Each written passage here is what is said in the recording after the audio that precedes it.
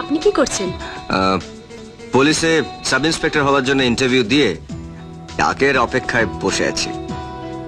ও এই দাদা, বিয়ে আমাদের না তোদের? তুই ওকে কিছু জিজ্ঞেস করছিস না কেন? ও আচ্ছা আচ্ছা আচ্ছা। কুমারবাবু, আপনি গান গাইতে জানেন?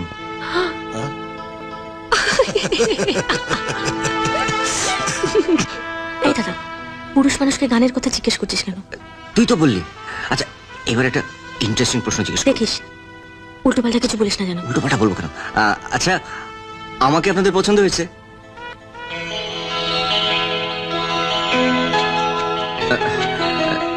না মানে, আমার বোনকে পছন্দ হয়েছে।